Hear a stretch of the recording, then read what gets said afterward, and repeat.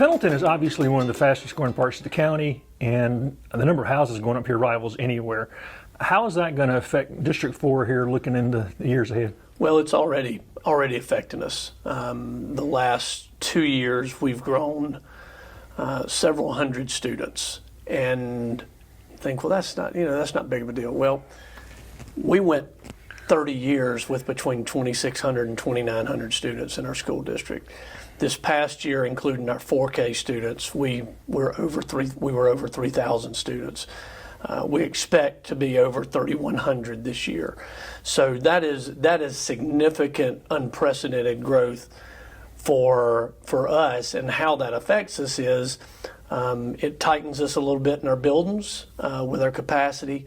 I keep telling people we're not in an emergency yet, but we're going to get to one. We've got space currently, but we've got a couple of schools that are going to be pressed very soon for space. So I like to talk about those things that affect our families. So the car rider lines are a little bit longer. The buses are a little bit fuller. The traffic around the schools is a little bit more than it used to be, and that'll continue to progress as we go on. Our school board and our district administration are really trying to keep our class sizes as small as we possibly can, so that we're not growing students and just packing more kids into the classes that we have. So we've added in the last, going into 23, 24, we've added 17 positions, teaching positions during that time. We've got spaces for them to go into right now. The majority of that's been in our elementary schools. Where we've seen the most growth up till now is in our elementary school, but our middle and high school, our high school is going to be over 900 for the first time ever this year. Our middle school is going to start growing again as a result of what's been going on in our elementary schools. So we've got some challenges ahead with growth, but we've also got a plan to deal with it that we hope to be able to start executing very soon. The board approved in February a 10-year facility plan. And in that plan, we kind of go through, it's not just new, it's also dealing with our maintenance of our facilities. We're in really good shape with things like HVAC and roofs for the most part across our district and all of our facilities. But we are going to have some growth issues that's going to press us. So our plan right now is to add on to Mount Lebanon Elementary School a couple of hundred seats. Mount Lebanon and Pendleton Elementary are the ones that are growing the fastest. LaFrance is a little bit, just not the same rate as those two are. So we need to add on at Mount Lebanon. Pendleton Elementary used to be an old high school, so it doesn't need that right now. But another way that we can gain space is moving 6th grade to middle school.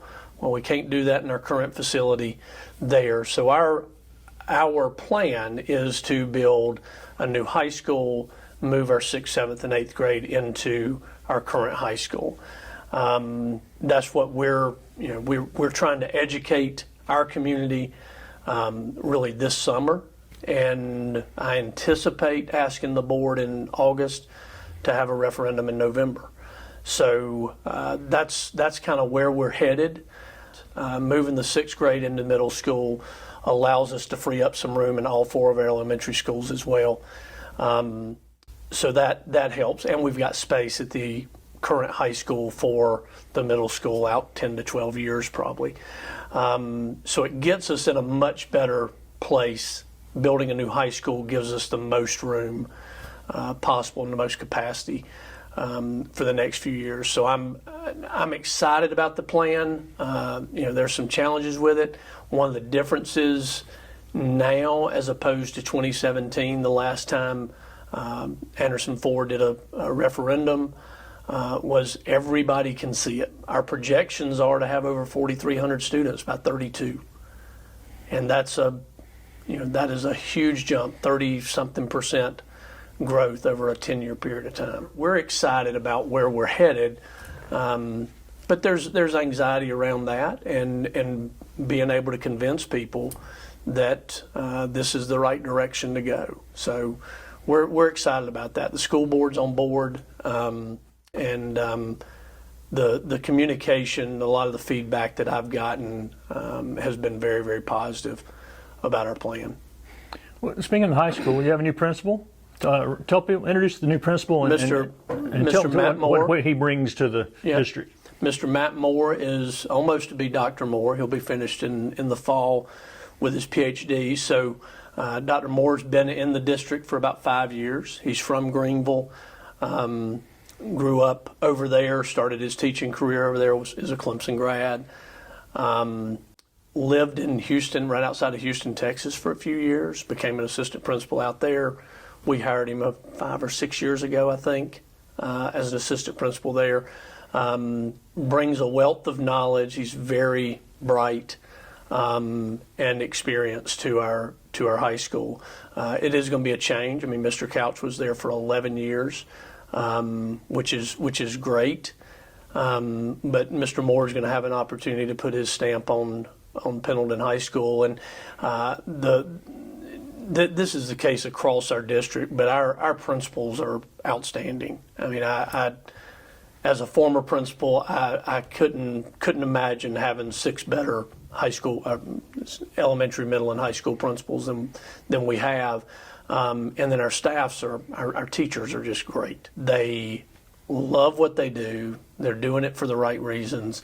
They're doing it for kids, and so I'm very pleased about that. But I think Mr. Moore is going to have a big impact and a good positive impact, and we're going to keep the momentum going that we've had really for the last 10 years at Pendleton High School. I want Pendleton High School, and our vision and our mission should be to make Pendleton High School the very best school that we can be, and I think we're gonna do that.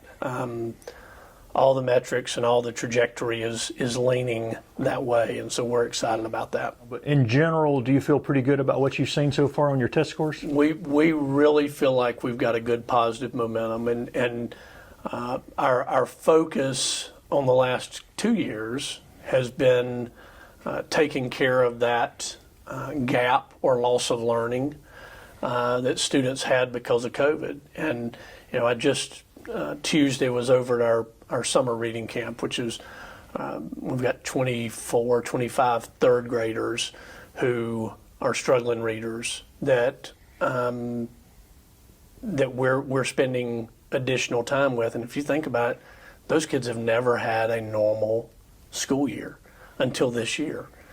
So without having to worry about lockdowns and quarantines and all of those things, and so being able to catch them up has been a big deal. And we're not there yet. This is going to have a long-term effect on our students, but we're doing a lot of work keeping our class sizes down. We're doing a lot of interventions, especially in our elementary schools, around reading and math. And I feel really good about our preliminary numbers that we've seen so far. Everybody's growing. All of our schools are growing in those areas. Our high school has over 88% graduation rate for the first time. So things are going in the right direction at all 6 of our schools. One of our strategies with the ESSER money was to spend it on people specifically to do individual and small group work with our students, and so we've got additional what we call interventionists. These are people who go in and work with students who are struggling in certain areas, either English, reading, or math. But we have that going into all the way in the high school. So we're going to have to make a decision next spring whether or not we can afford to keep some of those positions in. We received additional funds from the state initially, but then the federal government 3 different times ESSER, ESSER 1, and ESSER 1, ESSER 2, and ESSER 3. The largest amount was ESSER 3 that came to us in 2021. We've been able to use that money to build outdoor classrooms at all of our schools. That was a socially distanced thing.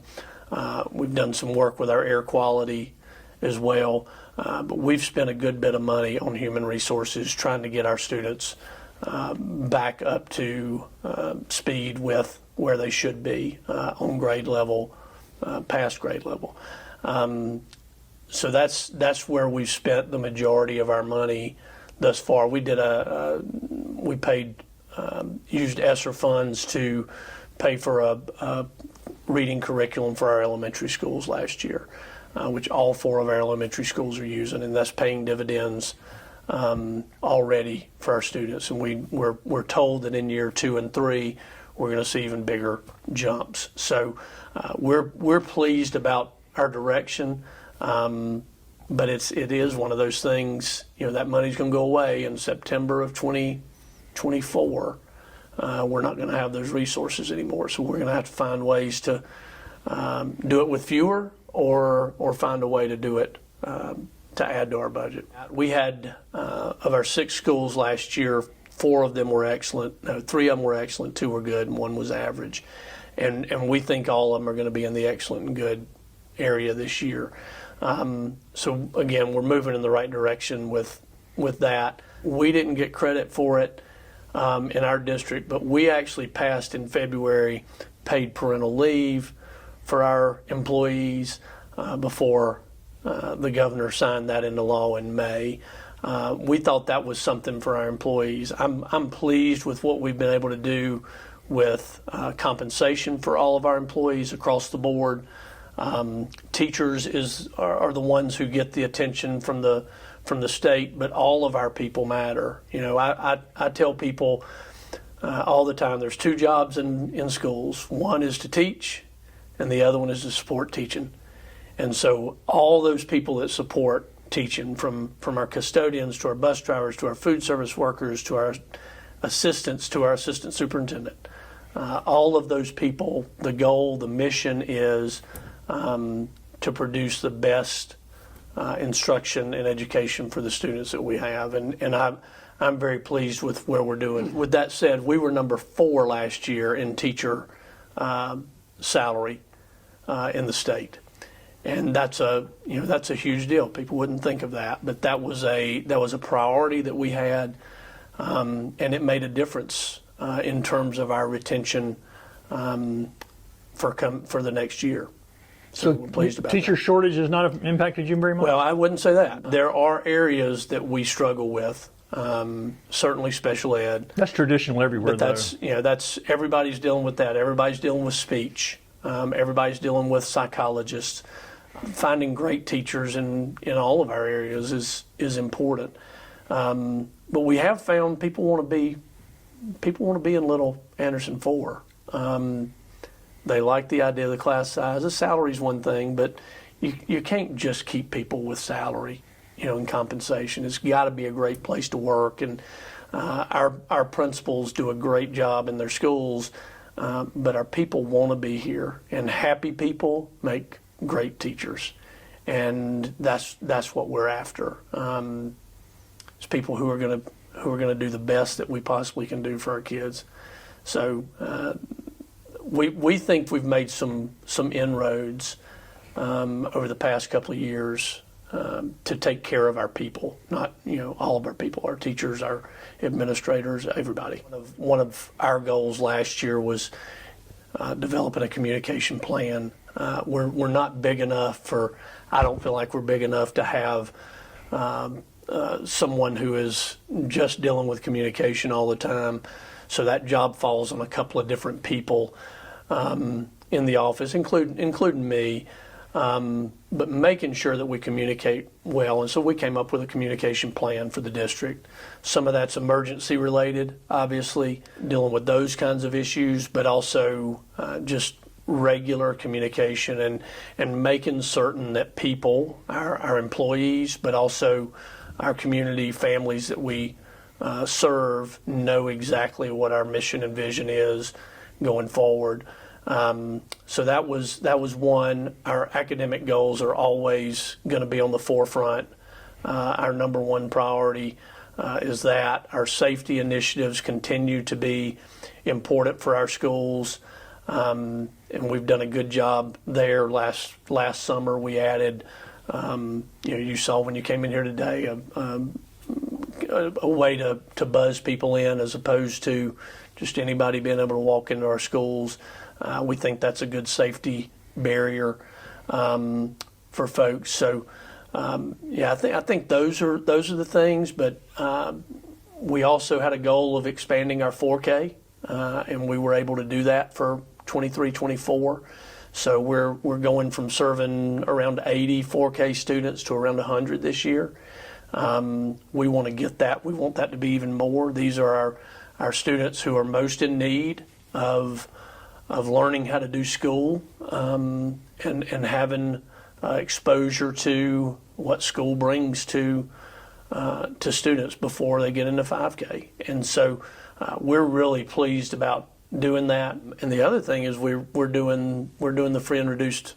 We're doing all free lunch and breakfast next year for all of our students. We're going to have a swim team this year, boys and girls swim team, and they're Coach Howell.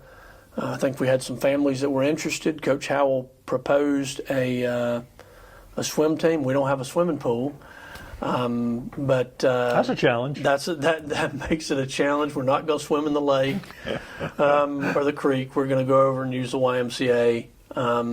A lot of our kids that are involved and want to be involved in a swim team are already part of neighborhood community pools and things of that nature. So it makes sense. Swimming has become a big deal, and there's certain standards that they've got to be able to meet to be a part of that. But we're excited about adding swim. Our baseball team had a good year. Our basketball teams had a good year as well. Our football team ended up 5-5, 6-4, made the playoffs. Was excited about that for them, and Coach Howell's growing that as well. Archery program did great again this year. I think we sent 30 or 40 kids to the Nationals in May as well. They're doing good. We're unaffiliated, but we have the Clay Dogs, our shooting team. Although they're affiliated because they're our kids, but our bass fishing team also unaffiliated, but those are our kids. We have a new band director this year. Former band director Chris Moss went to another school in the state, big school with 2,500 students at it. Good opportunity for him, but we were able to find someone as well. Mr. Trey Farrell is our new band director, and we expect that momentum to keep going. We've had a really good tradition over the last probably 15 or 20 years in our fine arts overall, and Mr. Farrell's going to take that and run with it. So we're excited about that. But growth, it affects where we get to, who we get to compete against, and things of that nature. So our band will probably move up in classification in another year. I think we're okay athletically for a few years. We'll be in 3A for, probably the foreseeable future. We're about mid-pack right now in there, but that that can have some effect as well, and I've seen that happen. How beneficial has the partnership with the Anderson Institute of Technology been for your district? So AIT has been really important. We do believe that we have some more opportunities.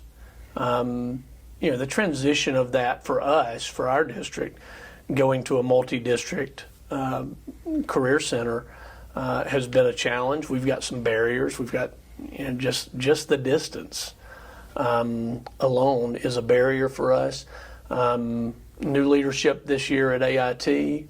We think we're just going to build on the positive momentum that AIT's had.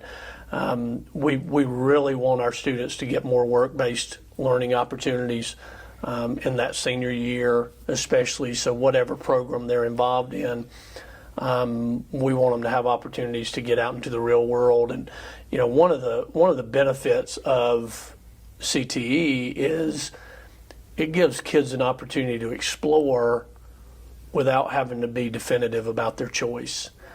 Anderson 4 is just an awesome place. It is a bit of a jewel that everybody doesn't need to know about, because our people are really good. Our community supports us. We tend to have similar values. I don't think that's across the board. I think we've got a lot of diversity in our community too.